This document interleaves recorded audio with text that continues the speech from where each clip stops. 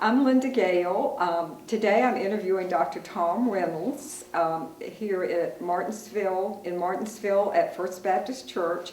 I met Tom here several years ago when he was their intentional interim minister. Tom, how do you like to be referred to as a pastor? As a pastor? Yes, as a pastor. Yeah, I prefer Pastor Tom to more formal titles using my last name. I just kind of like to use the first name and feel like it's a little more personal and feels right for me. Okay, I know that when you were here, I met your wife and I met your daughter. Tell us a little bit about your family. Okay, I was married for 50 years to Patricia, who passed away in April of 2014. We have two daughters. One has 5 children and the other has 2, and they range in ages from about 7 to 21 or 22 years old. Two older ones in college. Tell us about your current situation. Where are you in your career? Well, I'm retired at the moment. I worked, of course, for many years as a full-time Christian minister and retired in 2002.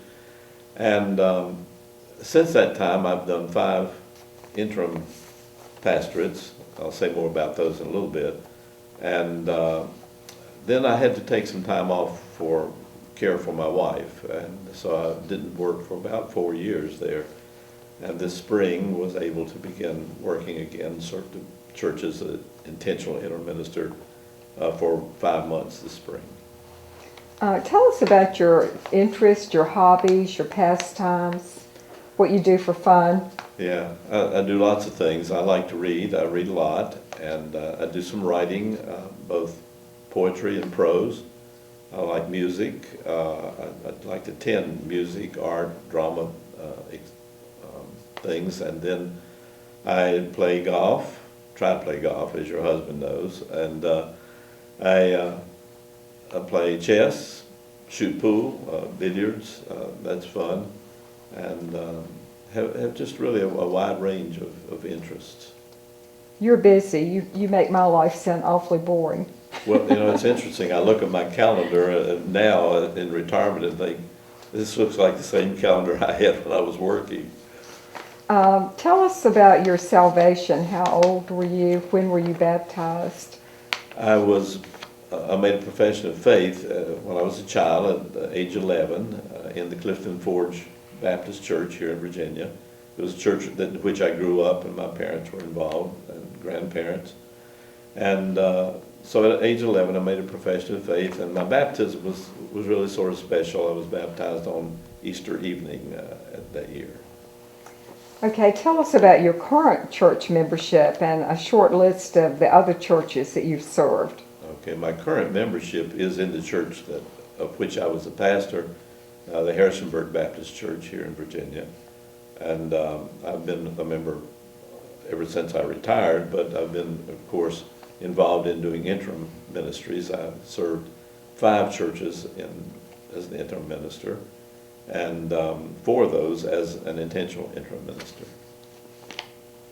Could you elaborate a little bit on your work? What do you mean by an intentional interim minister?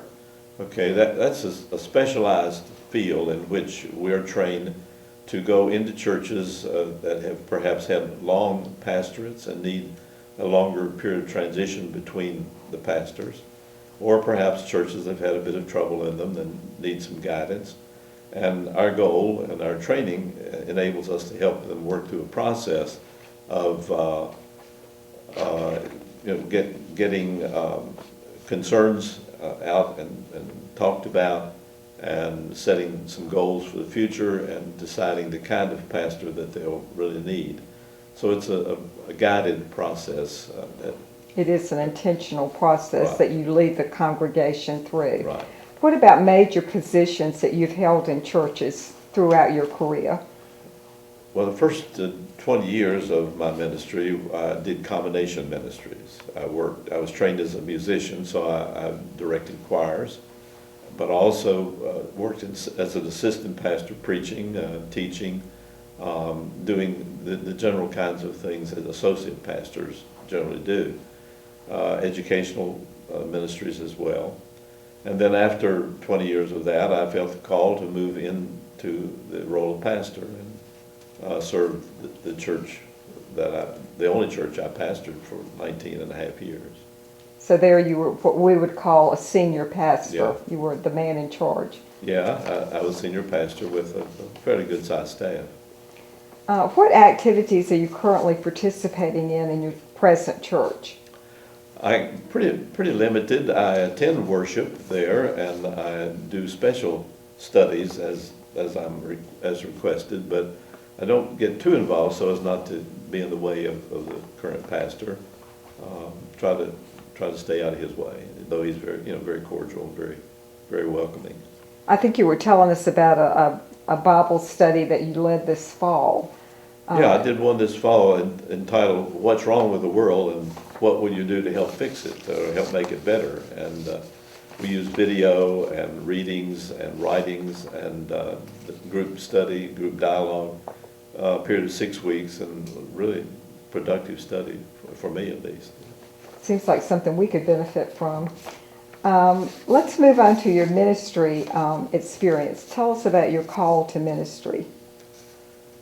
That was special for me. I was a teenager, either 16 or perhaps my early 17th year. I was in church with my family. Well, I remember we were sitting on the second row of the church, and we were in the fourth Sunday of a pastor's sermon series. The series was entitled "I and My God," and on that particular Sunday, he turned the title around.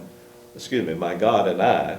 And on that last Sunday, he turned the title around and made it very personal, "I and my God." And when he came to the invitation time, I was just impelled from my seat, feeling the movement of God's Spirit, and committed myself to full-time Christian ministry and have been it ever since. Wonderful. Comment on your experiences at outreach and pastoral care. Well, one of my major ways of reaching out is visiting people. I like to visit in homes or where people work or wherever I can make contact with them. And so that's a major part of my outreach. Pastoral care, I am trained as a pastoral counselor and have done a good bit of counseling people who have concerns. And try to be involved in reaching out into the community. I was a member of the Rotary Club when I was pastor in Harrisonburg, and try to be in touch with people out where they are. Also like to go to like sporting events Right. with young people. I know you're a big Duke fan. Yeah, sporting events is a good way of being involved with young people. What mission trips have you taken, and how did that affect your life? I've done several major mission trips. I've been twice to India, and the way that came about was that while I was an associate pastor, the pastor of the church which I was serving had connections with some folks in India, some Christians in Kerala, and he couldn't go one year. He'd like to go every year or send somebody there, and so I went in his place to South India to preach, along with another minister friend. And then several years later, on my own, I went back, and they were unique experiences preaching there. I've been to Panama on a mission trip, and though they weren't mission experiences, I've served for short periods of time in two churches in the United Kingdom. Once in Sheffield, England, and once in Enfield, Middlesex, where I did pastoral exchange programs with the pastors. Tell us about some of the highlights from your ministry experience, some things that stood out. Well, going back to the India experience, there are two really memorable events. One is that there was an Indian woman whose husband was a communist who was active in the area where we were, but he permitted her, was in agreement with her going to church and attending religious services. And so on one occasion when I was preaching, she made a decision to follow Christ, and I was able to baptize her. And later, as her son grew up, he also accepted a call to ministry and has become a pastor there in India. The other memorable moment was one morning when it was time for me to preach for a little church where they were doing a baptism.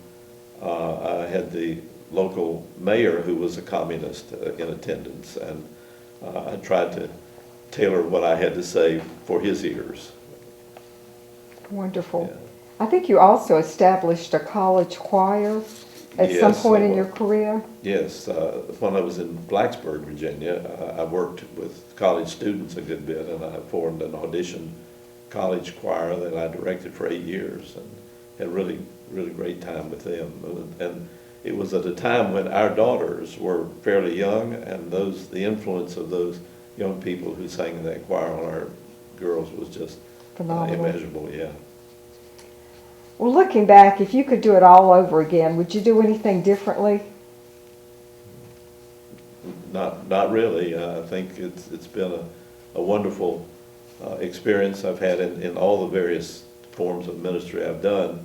The one thing I would like to have learned earlier on is to be a little more attentive to people and to listen more carefully and to be a little more focused on a person's individual lives. I felt like that was something that I could have benefited from earlier on.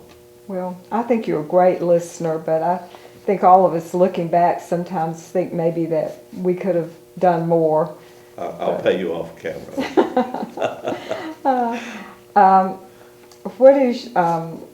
How do you see your gifts and talents contributing to a church in the United Kingdom? Well, I have experienced ministry there in the United Kingdom, so I know that I can do it. My interest in history and the experiences of other cultures is such that I really feel at home there in England, and it doesn't bother me. I feel good about that. But my gifts are preaching and teaching and pastoral care, ministry, visiting. Those are the things I really focus on and really enjoy, and I think those work anywhere. Right. Yeah. Well, I think your two exchange positions in England, I'm sure you fell in love with the country and learned a lot from that. How would you envision ministering in a church that had mostly elderly people? Well, as you know, sounds a lot like our church. Yeah. In my interim pastorates in the 5 different churches I've served, they have primarily been made up of elderly people, of which I am now one. And so I feel comfortable with that and understand, I think, pretty much what people are dealing with. It's an interesting thing that the place I live now came primarily as a result of my visiting church members who lived in that retirement community. And I learned about it and felt good about it. So my wife and I moved there in our retirement. What areas of ministry do you particularly enjoy serving? What are your favorites? Well, I think I'm best at preaching and teaching and just giving care to people. I'm not as interested in administrative things. I prefer to focus on ministry to people. Would you be comfortable leading, I think I know the answer to this, but would you be comfortable leading the entire Sunday morning worship experience without a separate designated song leader? Well, as you know, I've been trained in music, and I can do that. I've done it, and my voice has gotten a little more raspy, and my range a little more limited in recent years, but I feel okay doing that. Yeah. I know you love music. I remember the sermon that you gave at our church, and you actually sang unaccompanied during the sermon. Yeah. What concerns do you have about serving in a different culture? feel okay about that, especially one in the United Kingdom. As I've said, since I've been there a number of times, going to be there Christmas and New Year's this year, and enjoy traveling there and meeting people and know a number of people there. What do you see the benefits to you personally from serving in the United Kingdom? Well, I always am enriched by it. I meet new people, I learn history, I learn culture, I love art, and there's lots of great art there, and I love music. The reason I'm going during Christmas season is to go to the service of lessons and carols at King's College, Cambridge, and I just enjoy the opportunities to travel and meet people there. What expectations would you have of your church in the United Kingdom regarding your needs? I don't have large expectations. I need to have my expenses met so that I'm able to do that, but beyond that, I don't have any great need. What could the church in the United Kingdom do to help you settle in? What could they do to make that experience more comfortable for you? Yeah, several things. I think first off, just to invite people to invite me into their homes, to be welcoming and give me an opportunity to visit with them and let them know me as well. A second thing would be to show me their countryside, their environment, their town, wherever it might be, to help me know what the points of interest are, the historical significance of their area, and the setting, in which their church is located. And then a third thing would be to establish some group. It might be the deacons, or it might be a special group, to give me guidance and help me understand what the needs of the congregation are, give me feedback, and to be a prayerful support group for me. Okay. What would be your approach to beginning an interim pastorate? I would want to first off meet with church leaders, of course. Usually in Baptist churches, that's the deacons. I would want to meet with the deacons and other leaders to try to assess what the situation the church is in, what it is, and what concerns are there, maybe what folks need particular attention. Also, I'd like to know what the church's relationship to the community is, and how I might be involved there. They could introduce me to people they feel like I should know in the community. Help me know of groups that meet. For instance, I do watercolor painting, perhaps art groups or writing groups, and just Would you help me ask immerse myself sort of in the environment there. Would you ask them about what their preferences were in worship and activities, what style of worship, and what types of activities they preferred? Yeah, I think that would come out in our conversations together. But that would be the first thing, of learning from the church leaders that kind of information. Another thing, of course, that I would do is to visit with folks, to try to, as I've already said, I'd like to get into their homes, and to have them to involve me in any ways they can in community life. What is your overall interim ministry like? I think you've answered a lot of that. Would you lead Bible studies during the week? How would you engage folks in the community? Yeah, I like as I've said, teaching I think is one of my strengths, and I would like to be able to do that. I see probably two or three areas.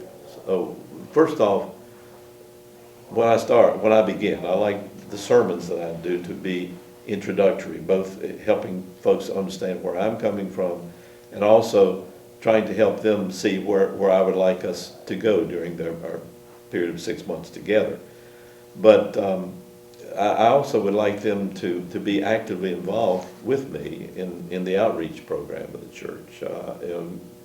Quite often people get a new pastor, and think that he should go do all the work. And I really I don't mean to sound like I don't want to work, but I would like to be involved with the congregation in outreach. And that happens by visiting, it happens by involvement in community activities. Well, how would you approach outreach? Outreach is, that's an interesting subject. How would you get started? Outreach, as I understand it, is finding those folks who have an interest, some interest, either in the faith or in the church, or maybe have connections with the church through families, to try to identify folks in the community who are unchurched. And I have a hobby. One of my hobbies I didn't mention is raising bonsai, which are little small trees in pots. And to raise a bonsai, you have to either plant a seed or find a sapling, and you bring it into a pot, and you train it, you water it, you feed it, you nurture it. Sometimes you have to take it up and prune the roots. Sometimes you have to bend the limbs a little bit with wire to shape it. So the ideal is to have it to look as much like a tree out in nature as it could be. And that's kind of the way I see ministry of outreach, of finding those who are seedlings or saplings and to nurture and care for them so that together with the congregation they're brought into the congregation's life. In the New Testament, Paul used that term. Paul establishes or plants. Thank you. That's the word. Paul plants, Apollos waters, and God gives the increase. And I think that's what we have to do. Well, I think that's a great analogy. You would find the niche where you would get started, and then you would gently encourage and shape the person really to be more godlike. Yeah, and a bonsai can live for hundreds of years, and quite often it's a matter of nurturing people that will have to be nurtured by other people after you're gone. Great. Thank you. Hey, thank you.